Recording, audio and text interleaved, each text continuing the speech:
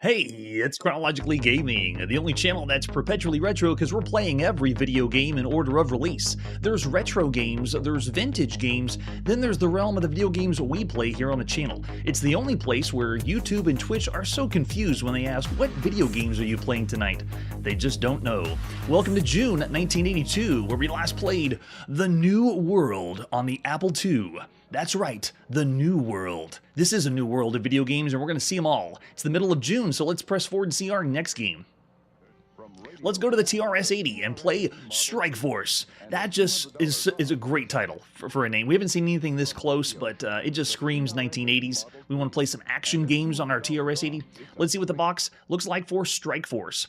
The Ultimate Challenge, Stretch Your Skills and Imagination Beyond This Planet by Melbourne House Publishers. And then that's it. That's all we have for artwork. At least front of the box, I'll take it. Let's pop in Strike Force and play on our TRS-80 by Clifford Ramshaw, William Tang, in June 16th, 1982. Another one we have to type in. Let's see what Strike Force is all about. I'm up for anything tonight because we have some games that are going to be in the realm of I really don't know for sure where or when or how these games came about. So there you go. They credit William Tang here. This is Beam Software that we're seeing. At least where William Tang would be from as the development side. So we use the 4 arrow keys for spaceship control and spacebar to fire. Press numbers 1 to 7 to set up a desired energy shield. And then you have incendiary star shell by flying through it. Any letter to drop the incendiary star shell. Wait a second. That's more controls than we're used to here. Let's try it with one player. I like this graphic that they're getting. It's like almost pseudo scrolling in and back and force feedback to give us the text. All right, so we want to play. So we do 2 players. It's just 2-player alternating. But here we go. We are in. And oh, nice touch. I can go back and forth. It is like Defender, less like a Super Cobra. We have radar at the top too. So it's almost like it's a blend. We're playing a simultaneous. Oh, and we're dead. Simultaneous Defender and Scramble at once, unless is there rescuing to be had. Let's go over here to the end. Does the radar loop us around? It does. Gosh, the missiles get fired up really fast, though. Was not expecting that. It's only a few pixels, so you can't blame me. Look down at the bottom of the screen. Can you really tell when they're going to come? Let's see if another one shows up. Oh, and there's a tunnel down at the bottom. I wonder what that's about. And the enemies that explode you. Just crazy. All right, so let's try a different number here. Oh, nice. We can put up shields. Oh, I see. So you are in an infinite loop. It is very similar to Defender, but you have a way you can... Nice. You can put up shields to protect the cities down below. So in a way, it's like a pseudo-missile command. You have cities that are going to be blown up.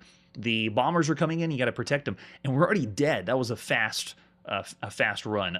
This is obviously the live show. As we play these games, it's like you're jumping in 1982 and checking them out. Yeah, right? All right, so let's see. Let's go in again. If we did a two-player game, don't get too excited. You can't play simultaneously. I always test that ahead of time, because if you can play at the same time, that's a different level of gameplay. All right, let's get smart and destroy them. Oh, nice touch. If I touch the direction...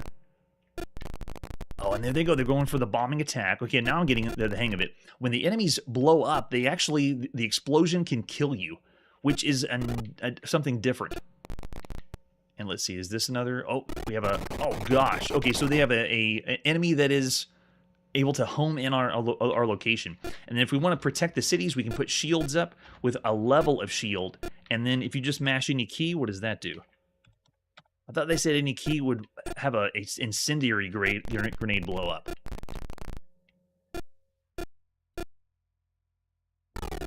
This is great. It's seeing, again, this slow evolution of video games where they were mixing genres together or trying different things, just a subtle tweak. So you can see it's Defender and Scramble in one, but it also has this protect the city kind of gameplay, which is a nice touch.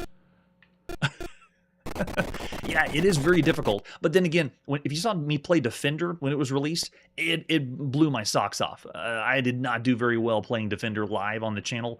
It was an extreme experience. It was very fun, but don't look for any high scores.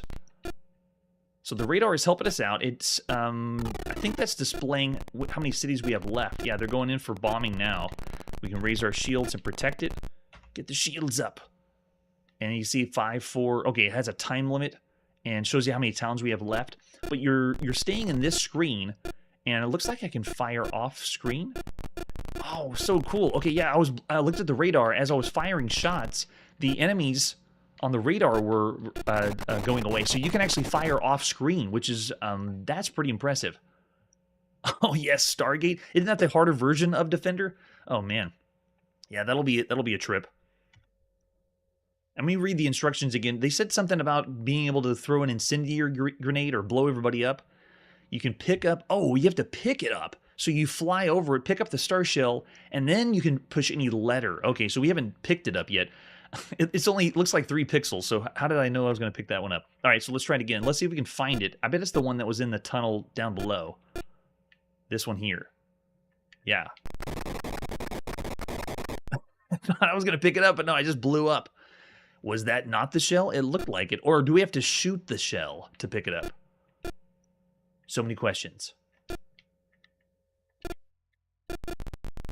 Oh, I don't know for sure if that... No, it didn't count for me picking it. Let's try it. I just hear the bombs dropping, so I don't know exactly how to pick it up. And if you want to speed up, you can hold the... by the way, I'm playing this on the joystick. So the control works... Oh, no! The control works with the joystick on the TRS-80, which is very impressive for the time.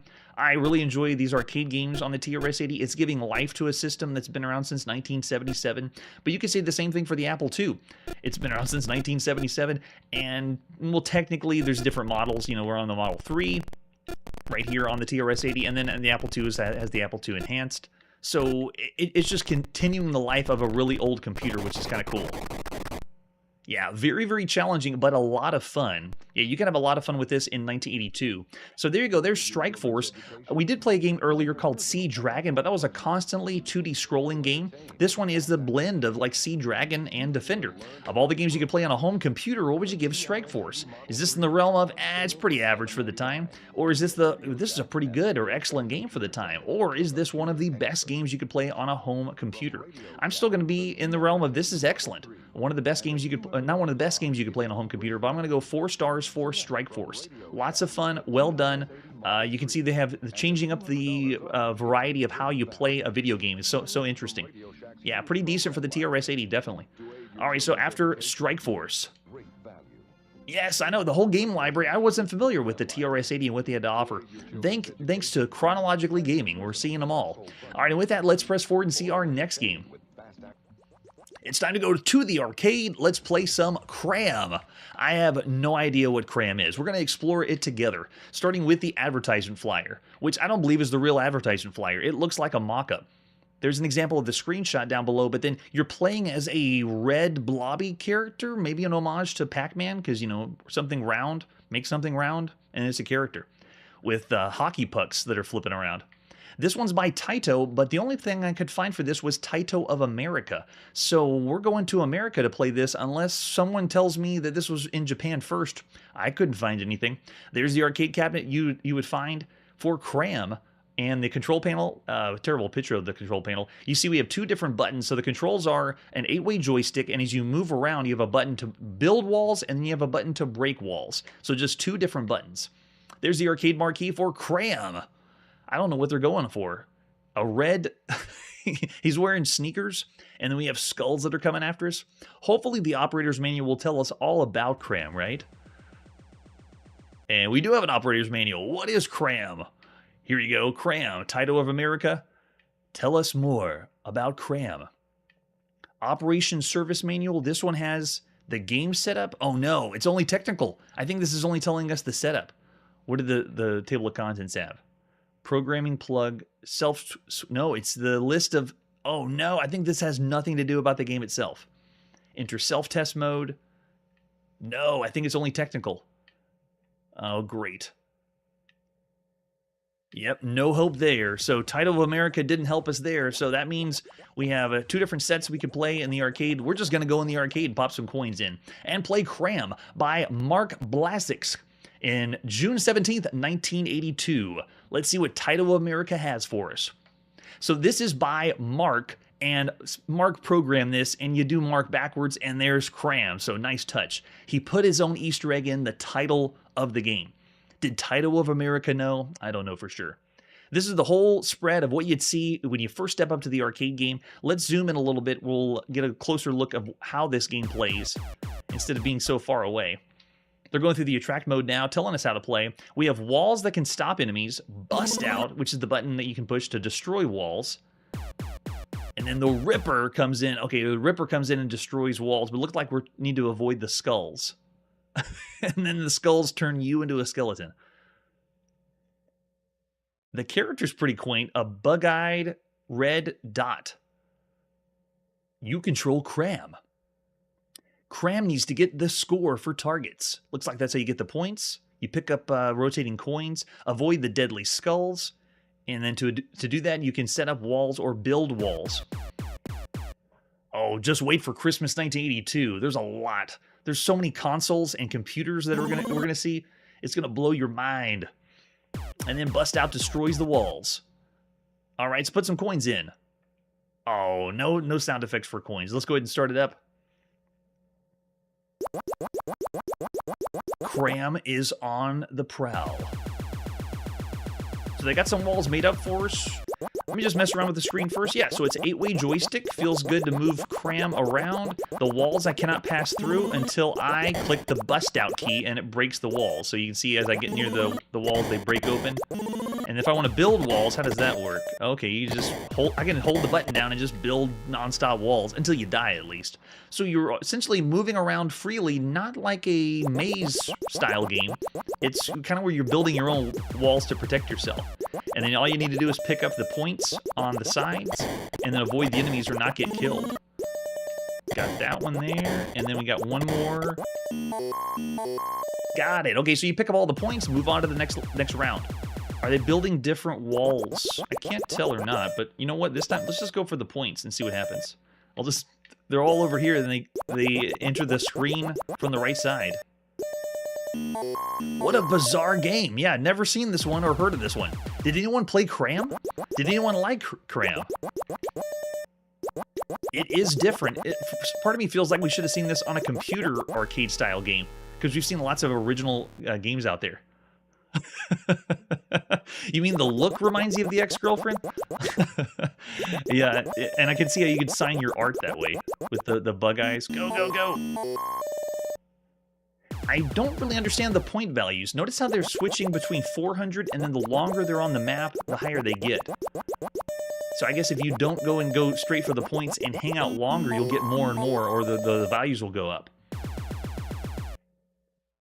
This does look the part, though. For an arcade game, it's very well done for how it looks. Oh, what is this? Red points. Are we losing points? That's terrible. Because we have a blue key and then another different one.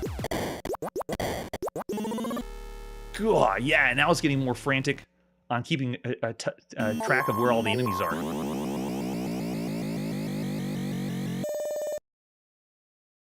Oh, you don't even remember it on MAME? Then that begs the question, does this really exist? Was this a real game? It was for sure. We have the advertisement. We have Taito of America's seal of approval. It still feels fake, though, because most of the games we see from Taito, they come from Japan first. So for Taito of America to make their own game seems a little strange. Well, this game's a little strange. There we go. And if we put more coins in and we decide to play a two-player game, it is still an alternate player affair, so you don't get to play at the same time. What you see here is how the game works. I'm not sure if it would be better to stay on the screen and let the points accumulate, but, I mean, look how simple it is. To avoid the skulls, the control's very, very easy, and I can just go around grabbing... Oh, no, now I gotta... I gotta build a wall, but I wasn't fast enough. Look how bright and colorful it is, though. Very well done for arcade arcade games for the time. It looks the part. The gameplay, though, it's not as charming as you think. The character does look like it would be designed by something in Japan, or someone in Japan. Whoa, they can go through diagonally. I forgot about that. So you have to block it correctly. Yeah, the graphics is, I would say, the main draw for this. And the artwork for the arcade cabinet, I mean, look at this. Around the outside, it's very well done.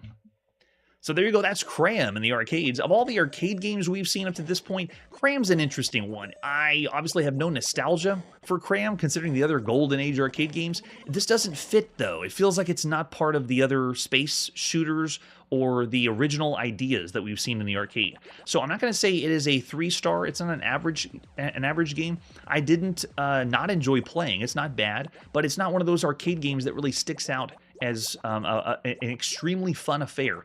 So I'm going to say of all the arcade games you can play, we're going to go 3.5 stars for Cram. It's above average, but it's not really pushing the realm of an excellent or great arcade game that you could play at the time.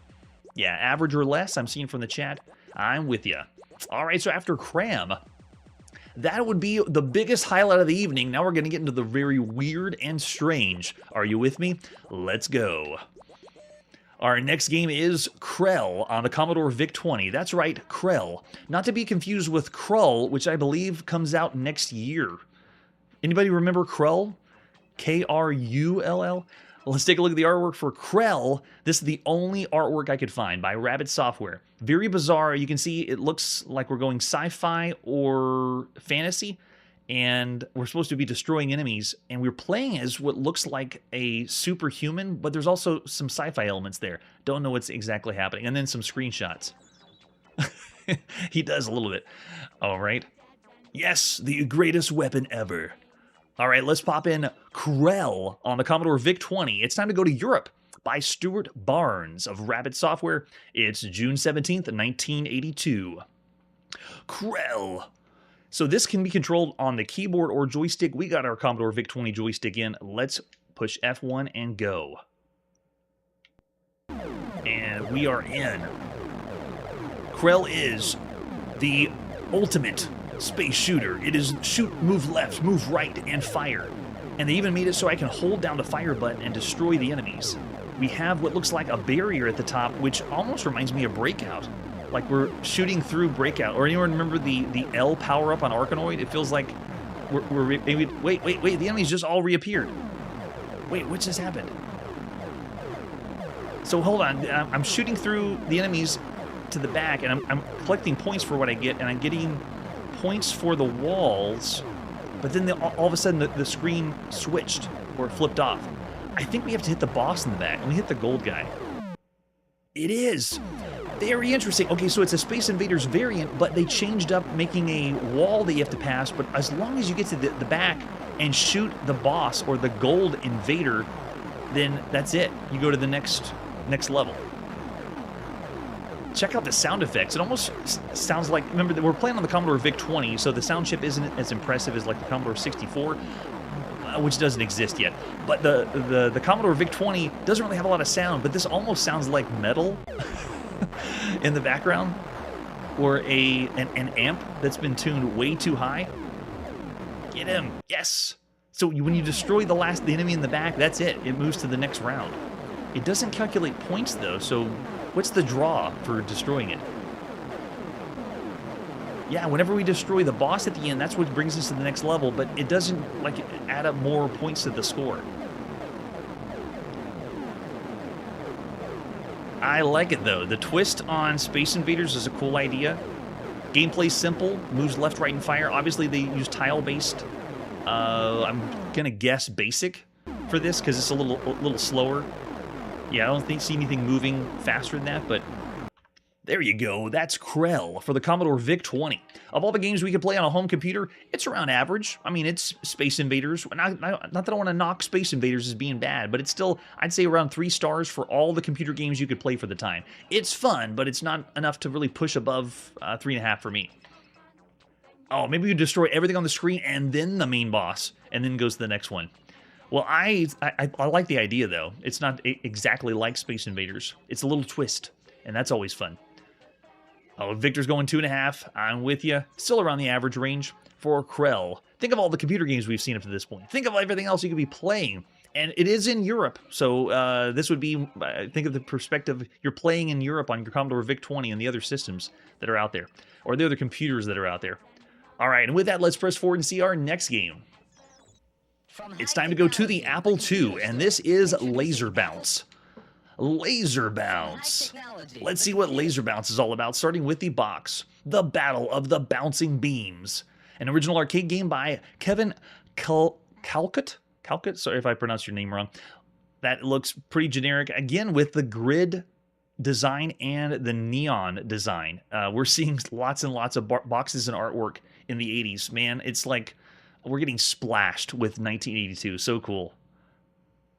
Oh, yeah, I don't know about the VIC-20 if they did or not. I just know it wasn't as powerful as the sound on the 64, which doesn't exist yet, by the way. We don't know what that is. We're just speaking mumbo-jumbo. We don't know what it is. It does look on the front, right? Oh, yeah, the one in the back, definitely. If you're going to flip it over from the bottom, it might. And we flip it over in the back. Victim or Victor, the laser beam bounces. Laser Bounce is an arcade-style game for 1 or 2 players, and this is simultaneous play, where you can bounce laser beams off satellites to destroy enemy energy modules, as you try to defend your modules against the same kind of attack. The satellites move quickly. Bouncing the beam at the right time and angle, activating your shield at just the right moment, takes concentration and laser-quick calculations. It's another new series of challenging arcade and adventure... No, it's not adventure games from Hayden. I don't know what they're talking about. This is not adventure. This is all arcade. Let's see what other arc we have for Laser Bounce. We also have the rules on the inside. Your city and their city have been at war as long as anyone remembers. They didn't spend a long time writing the lore for this. A defense wall rises between the cities so high, the only way to attack is to bounce laser beams off satellites. The object of the game is destroy the enemy's energy modules while protecting your own.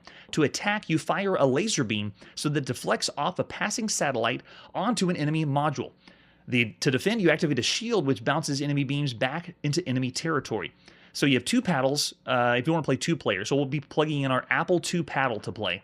And one player controls the left side, the other player controls the right side. You rotate the paddle to locate the crosshairs, which determine the laser beam and where it's going to hit. And then you push the button to fire. You have 2 types of satellites. This satellite, it deflects the beam straight down, and the other satellite deflects it at a 45-degree angle. Your beam will deflect only when the satellite is in the crosshairs. Learn to time your shot so the beam and satellite arrive at the crosshairs at the same time. So we're playing with satellites and laser beams. Freaking laser beams. An energy module is destroyed when a beam bounces off an enemy satellite and strikes it. All 5 modules on either side are destroyed, then the board terminates.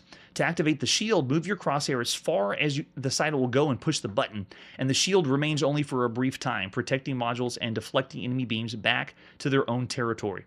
Warning! You can activate your shield only 3 times and never when the enemy beam is on the way. Activating a shield a 4th time without firing, you'll lose an energy module. So we got 2 different game variations you can play against the computer or a human being if you want to. There's the 5 1/4 floppy disk we'll be popping in. Man, that looks filthy. I should clean off my floppy before popping it in. And with that, we have no manual. That was pretty much the manual on the inside sleeve. Let's put in Laser Bounce by Kevin. I'm going to mispronounce his name. It'll come up in a sec. In the middle of June, 1982. Thanks, Rob. I appreciate it. Yeah, you think it's going to be Pong, but no. We want to play some Laser Bounce. Here we go. Another title I was not familiar with. We had to dig it into the crates of Apple II software. Kevin Calcutt. Imaginative System Software is published by Hayden Book Company. Laser Bounce. Yes, we have book companies that are publishing computer video games. This is not the first. Okay, so we want to play... I'm going to start with a 2-player game so you can understand how this works. So I'm going to say 2 players, and then I want to do level 1 of difficulty. Okay, so they're waiting for 2 people to play. We got 2 different crosshairs. I'm in control of the orange crosshairs. You can see me moving left and right using my paddle controls on the Apple II. I'm in control of this side of the screen over here. So let me switch my view out so you can see a little bit. If you look on the other side, it has the same amount of modules on each end. So I know my shoulder was kind of blocking one of them, but each side has 5. And so what you do is, they're waiting for the second player to play as well, but you take your laser and you shoot from one side like this there. So I'm going to play as the orange side and just shoot my laser beam, and you're trying to deflect off the satellite and then destroy one of the modules down below. We have never seen anything like this. In a way, it's kind of reminiscent of Missile Command, but you need to be thinking about angles before you fire a shot. And so I want to try to get this one to destroy there. And I destroyed another green module of the other player on the other side. Really, really cool idea. We haven't seen any game attempt or try this. But, I mean, it's laser beams and satellites. And then if I go all the way over to the end, it should activate the shield, I think. There it is. Yeah, you have to go to my side. Go to this side, and you can see the shield gets activated down below. It only lasts for a brief moment, but it'll help protect you if you notice the enemy is about to fire. And then whenever you destroy all of the modules, then you win. So a really cool competitive 2-player game. But that's not all. You can also play against the computer that's programmed in. All right, let's see if we can get the last one. Nice and easy. So you can see you have 2 different angles or 2 different satellites. They'll either do the straight down one. I'm more familiar with how to get that one to work. But the 45-degree angle one is a little bit more tricky. There it is. And then the last one should be right. Got it. I won, but I was playing against nobody. Yes, hard. So I'm already seeing 2 stars from Errol. So now what we'll do is go into a 1-player game. I'll see how difficult the computer goes. And let's do, again, level of difficulty. I'm only doing 1. So we really need to be on our A game here with the computer. See, now the computer's in control of the green crosshair. So take a look at what they do. And if I want to protect myself, let's do that and get a little force field up. While your force field's up, I don't think you can fire. It's only to protect yourself. The computer put up their force field. There's the other satellite that moves across. And with the paddle control, it's awesome. It feels really cool. That's it. I beat the computer. Every time I practiced this before the show, I lost every single time on level 1. So there you go, a victory.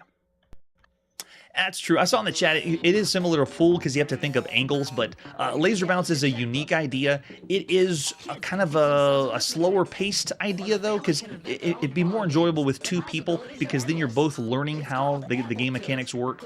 But because of the originality, I'm going to bump it up to 3.5 stars. It's an above average title considering every other game we've seen on the channel, because we've seen games that try to do a strategy and play Pong style or bouncing things off, and it doesn't work as well. This actually works pretty well, and it's really fun. All right, so laser bounce. After that, let's press forward and see our next game. Oh man, it's time to go to England and go play the ZX Spectrum, the newest computer, and this is Lynch Mob. That's right, you heard correctly, Lynch Mob. Let's take a look at the artwork for Lynch Mob. Starting with the box, oh gosh, can you escape a lynching? This is, it says this is BS, so just bear in mind, we're going to play something that's BS. It's an exciting word game. Obviously, it's Hangman, and in the UK or other parts of Europe, they refer to it as, instead of Hangman, Lynch Mob, but it just sounds terrible now. Yes, we would refer to it as Hangman. All right, so we have other artwork as well. Now, the front of the box is a little freaky, but the best part of this is the advertisement. This is by Bridge Software. They advertise it for the Sinclair Spectrum 16K. You only need the 16K one for this. They call this undoubtedly the best version of Hangman. We cannot recommend this program too highly. Every time that I read these kind of ads, I think, was this really true in a magazine? It says, you fed up with arcade for loners? Play the fun game that's all the rage at parties. It's a good game for adult parties, and it's educational for children. So as I'm reading this, and just remember all of this before we boot up the game. It's a really cheap game too. We could have done that for... Yes, I think so, right? Oh man, all right, so here we go. There is no other manual for this. We have just two different versions we could play of Lynch Mob. Before we boot up the game, I will tell you that what you're about to see may shock and disturb you. Let's pop in Lynch Mob by Bridge Software. It's June 17th, 1982. Oh man. Oh my gosh. That's right, it's BS Lynch Mob, or Bridge Software. This game truly is BS. Welcome to Lynch Mob. Type in the number of people wishing to play today. You can have 6 people play this game at once, and it's just another variation of Hangman. Alright, so I'll do people from the chat. Let's do 2 people. What's the first person's name? Last person was Victor. Oh man, the keys are so spongy on my ZX Spectrum. Thank you, Victor. Now the other name. Last person in chat was Manly. Let's do Manly. I am picking someone to start. They got to utilize all the sound on the ZX Spectrum. Manly, please type in a word or phrase, not less than 4 or greater than 32 characters or spaces. And then push enter to finish. So this means the person that is picked first gets to decide what word they're playing for Hangman. All right, so then we'll pick... Yes, right? To make it even more graphic, we'll do body twitching. All right, so the word we're going to pick, let's do... easy one. It types so slow.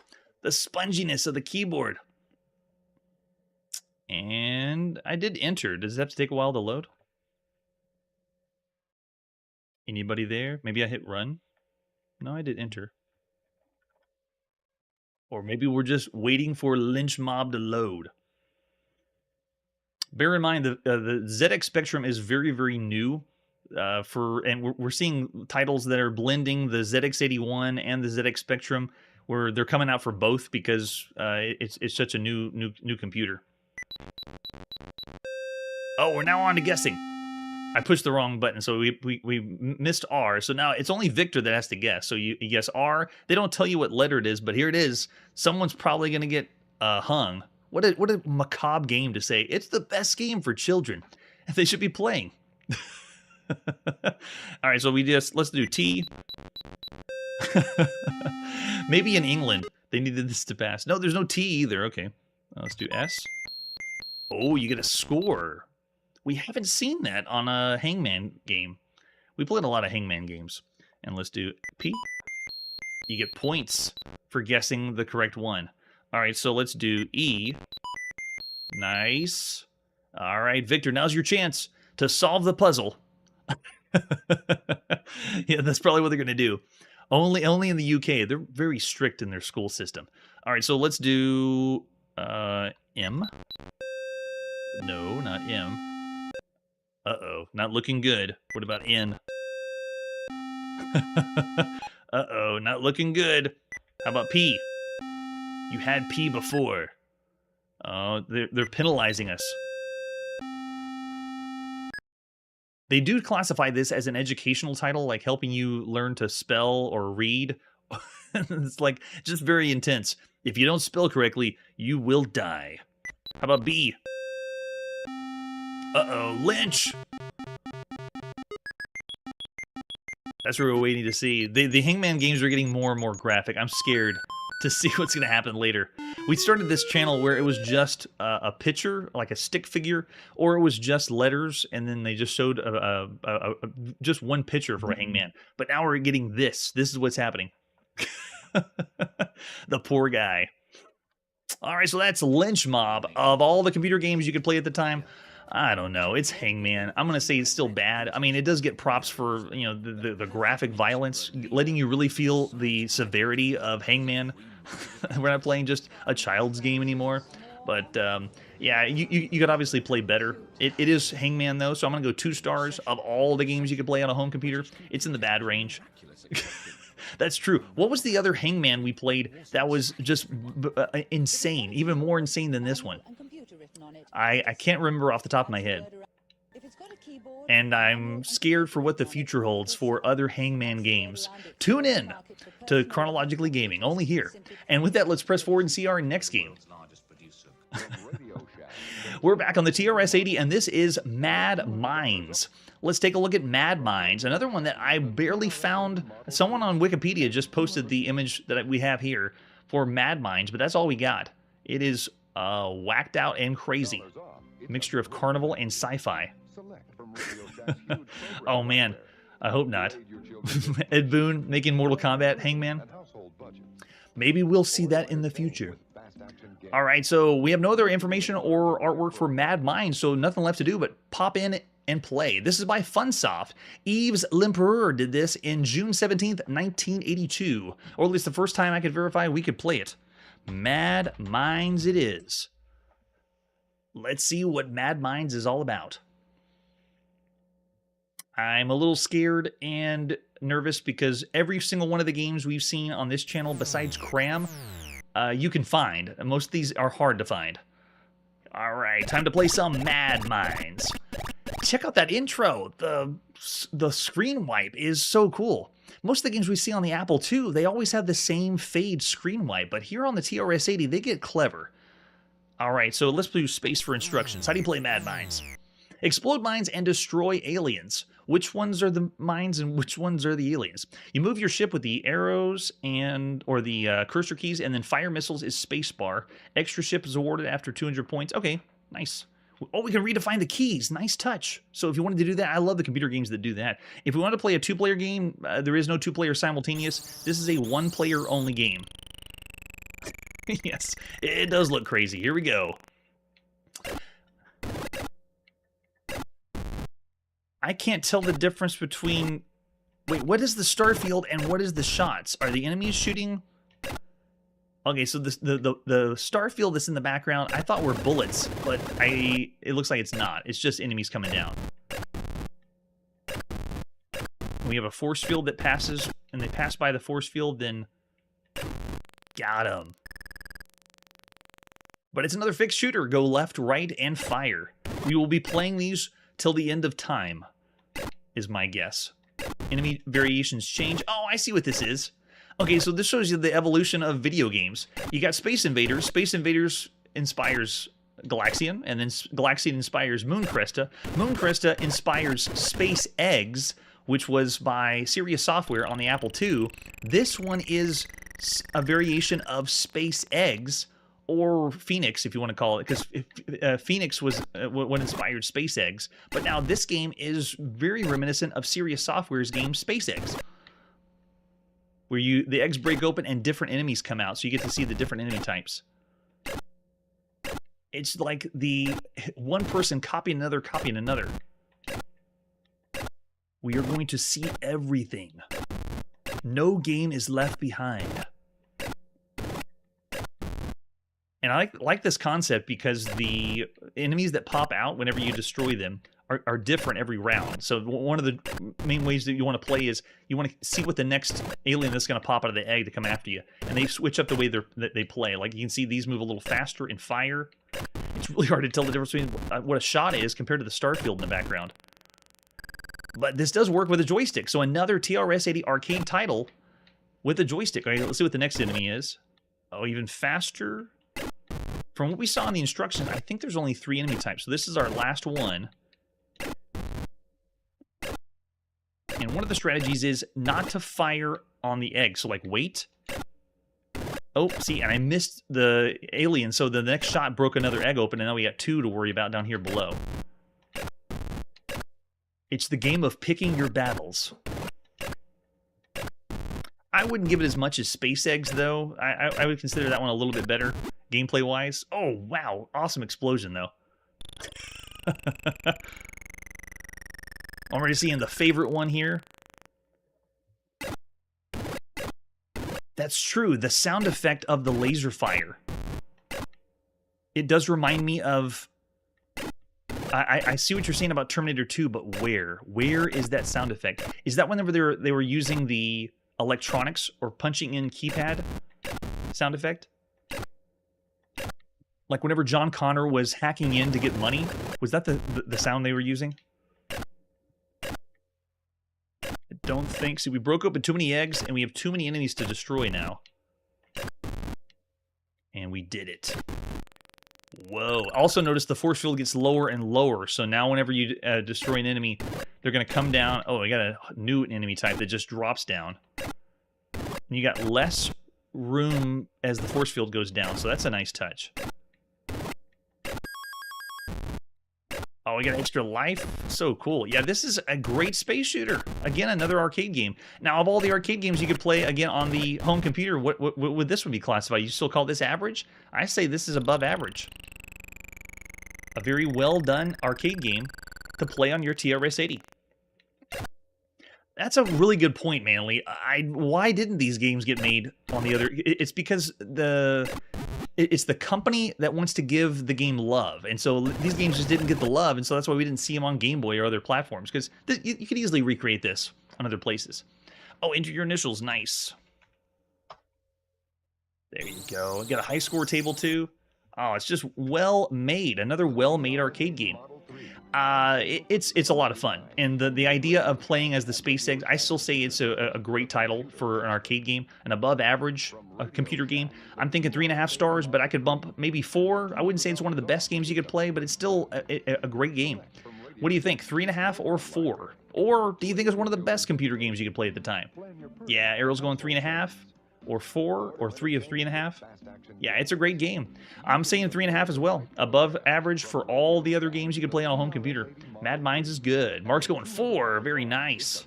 All right, so after Mad Minds, let's see what is next. Here we go. Now we're in Japan, playing on the Commodore Max machine. Another obscure computer.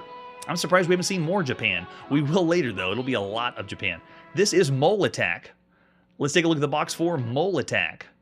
This is a game we've already seen on the Commodore VIC-20, and it's essentially the same game or same idea. This one's done by HAL Laboratory, the same HAL Laboratory that does Super Smash Bros., among lots of other titles like Kirby and so forth. This is a company that started off doing programming for games in North America, and so it kind of slid under the radar here at Chronologically Gaming. They weren't just starting in Japan like the other game developers we've been showcasing. All right, so Mole Attack. What else do we have for the artwork? That just screams fun.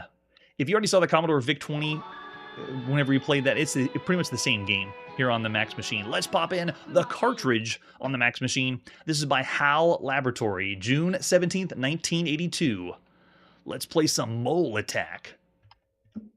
Okay, here we go.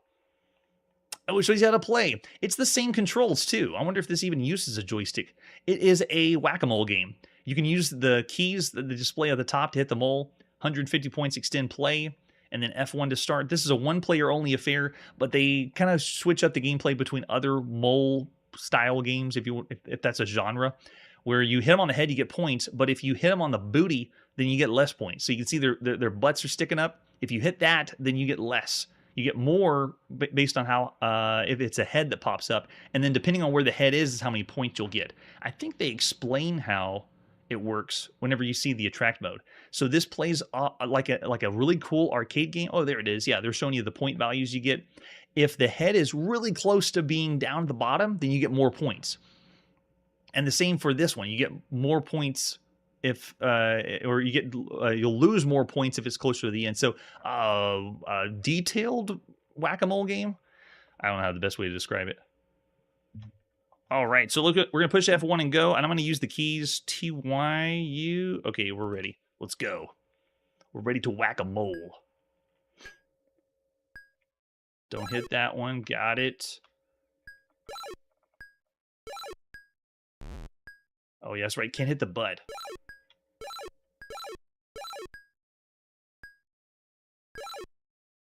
It is one of the first games by HAL Laboratory, but it does have the polish of a very well-made game. Even when we played it on the Commodore VIC-20, it feels like you're in an arcade or or carnival.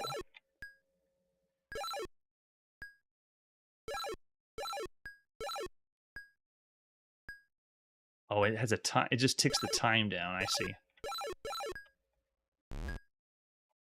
Not the booty.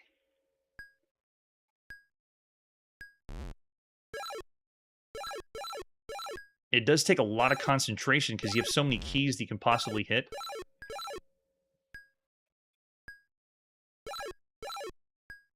What happens if I move the joystick? Oh, the joystick actually...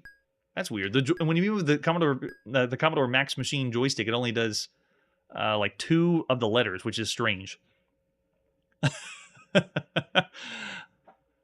Yeah, that's true. Never seen a whack-a-mole game where the mole's butt comes up out of the top.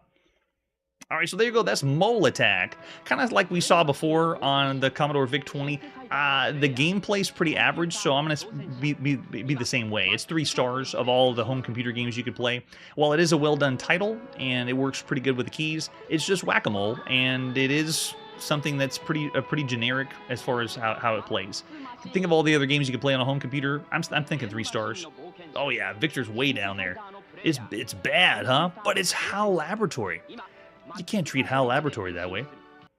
Or at least maybe right now. Everyone's getting started in the video game industry.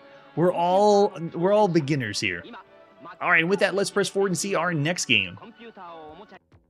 It's time to go back to England and play on the Sinclair ZX81. This is Monster Mine. Let's take a look at Monster Mine, starting with the cassette. Yes. Epic artwork for the cassette. Nice going. Gem Software? It is a mine, and there's the monster. Don't let him get you. Flip it over in the back. Very nice. It says the monsters await their next meal. Will it be you? And we have other artwork for Monster Mine. Besides the box, there's an example of the screenshot. Yeah, true. The whack-a-mole game isn't really something you would play. How long could you spend on a whack-a-mole game, right? All right, we just have an alternate version. Let's pop in the cassette and play Monster Mine. This is by W.E. McGowan. And Gem Software, it's June 17th, 1982. Welcome to Monster Mine. If you wish to enter, please state your name. We will do Chrono. Oh man, that is really hard to get the, the letters to type your name. And they also keep the current champion of monsters up there. Hello, Chrono. Would you like instructions? Yes, I would. I'll push I. You are at the lowest level of the fabulous El Dorado gold mine. Your position is marked by an O, so we're playing as an O. There are gold nuggets all over the place. Each is worth 100 pounds. You must try to get to the exits at the top, collecting as much wealth as you can along the way. For a quick look at the mine, press L. Okay, let's press L. Got it. Okay, so there we are down at the bottom. We're the O, and there it is. All the pound symbols is all of the money. So we got to get all the money out of the mine. Did you pick out a good route, Chrono? Yes, we did. Well done. I set up a different mine each time. Ha ha. What a bastard. I just imagine some teenage kid programmed this game. To move the O, use these keys. So we're going to use 1 and 0, 2 and 9 to move around. So look down at your ZX81 and remember it is a membrane keyboard. It's like a calculator, and then you're going to be using those letters to move around. There's a time limit, and the countdown starts after 8 seconds or your first move. If you run out of time, the exits close and you're trapped in the mine forever. When you want to start, press run. We are ready to rock. Let's run to the monster mine. Sorry, Chrono, I forgot to tell you. There are some rather unfriendly monsters in the mine. If they spot you on their level, they chase and double their speed. If they catch you, they eat you. Good luck. All right, so there we go. There it is. There's the monsters. There we are. And down at the bottom, we are playing as a 0. Oh, yeah, very much into computers at this time. And then the countdown has started. Okay, so let's go pick up some money. You can see in the top right of the screen, this is me picking up how many pounds I have. It looks like it's kind of like Pac-Man because it's a top-down maze, but the monsters are only going left and right. They're more like sentries than the ghosts from Pac-Man. All right, so let's go up and get some more money here. They say they speed up, right? Oh gosh, they go so fast. What? Oh, I see. And this area is safe. So I am picking up as much money as I can before I get out of the mine. Go, go, go. Oh my gosh. Yeah, you have to be really quick. Another tasty morsel for the monsters. Dish of the day, Chrono. Rest in peace. For another run with the same name, press S. Otherwise, press run. We'll push S. We want to go. We're ready to play. No need for instructions now. So the concept is kind of cool. This means I could essentially make my way to the top. Let's see if we just make our way to the top. This is going to be the part where I think I see. Every time you go on the same level with the monsters, they just speed up. So if you wait long enough, just wait for them to go to the far side and then go up because no one will come after us. It looks like they're going faster and faster as we go to the top. And then now it's all based on greed. How much money you're going to grab before you make it to the top.